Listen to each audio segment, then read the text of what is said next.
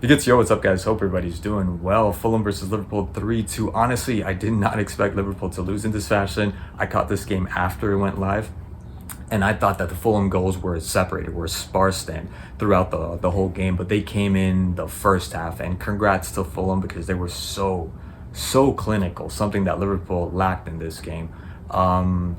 Yeah, and then defensively, obviously towards the end, I mean, you weren't gonna score. They were not gonna score. It would have been a miracle. Although the switches and the subs that Slot ended up making, I mean, did help out Liverpool, and they ended up getting that second goal. But they started off really well. Liverpool started off really well, especially with that banger of a goal from McAllister from far away. I don't know how he did that because I thought he was going to be dispossessed before he ended up taking the shot.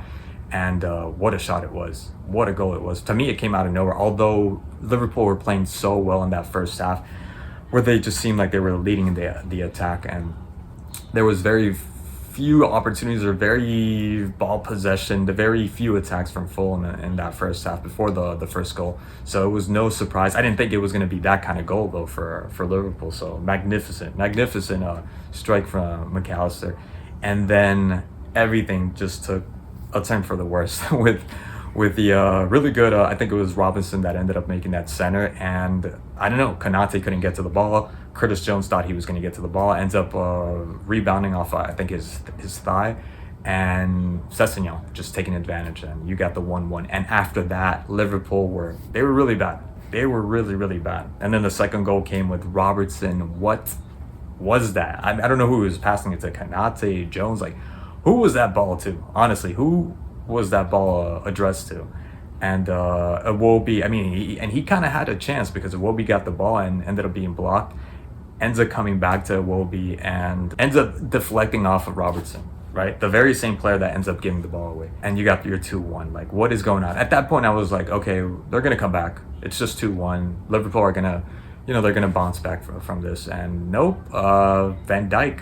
I don't know what Van Dijk was doing, caught sleeping, and somehow ends up getting the ball flicked in back of him and ends up taking the ball. And Van Dijk at that point had no other recourse but to push him away, and he was going to get to the ball, and really good finish from Muniz. Nothing really Keller could do. I mean, yeah, probably could have blocked it. Maybe an Allison could have blocked it, but at that point, that was all Van Dijk. That was on Van Dijk. And then just the errors, just giving the ball away here and there. Szoboszlai, oh my God, Szoboszlai was absolutely criminally bad.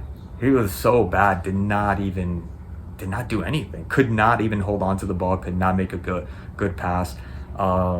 Curtis Jones, to me, I thought he had a really good game. He's the only one of the few that maybe is salvageable. Him and Connor Bradley.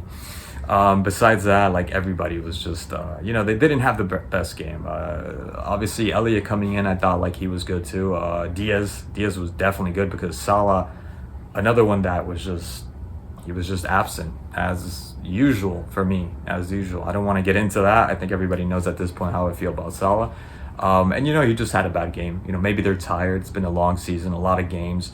The morale is down after the, losing against Newcastle, losing so bad against PSG, something that, I mean, that's a really good PSG team, so I don't want to take that away from them.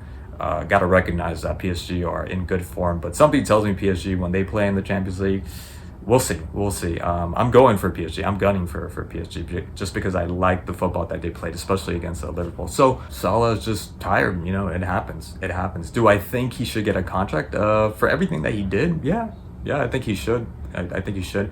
A small part of me says like no, sell him because you get use the funds to get a striker that you need. Go all out for Isak, even though Isak's probably not budging, but go out for anybody else. You gotta bring in a striker. Definitely let go of Nunes. I don't know about Jota. I'd keep Jota. I heard a couple people, so maybe it's not the general public that's saying that, but that Jota needs to leave. I don't think Jota needs to leave. Diaz, always count on Diaz for his effort and his stamina and his energy, always being very hardworking when it comes to the attack. Had it not been for Diaz, there would have been no attack, honestly. There was a little bit from Cody Gakpo, but not much in the way to be able to get a goal. Connor Bradley coming in and combining with Diaz, that was absolutely perfect. Both of them combining and just very simple, putting it where Leno couldn't get to the ball, and they end up getting the second goal. The third goal was really it was going to be really hard at that point because Fulham were just full of confidence and there was no way to break that down. Chiesa coming in, I think he had a shot, but nothing else came out of that. So not the best of game. It happens. I don't think Arsenal are going to win the league or anything like that. So it happens. Just the second loss that they have in the season, and I think they're going to be fine. I honestly think they're going to be fine. But yeah, maybe it's time for Salah to be benched. I would have benched him in the first half. You can't bench Salah for some reason, right? But Slot should start considering in the last several games that they end up having before the season ends to bench Salah. I think Salah needs to be benched.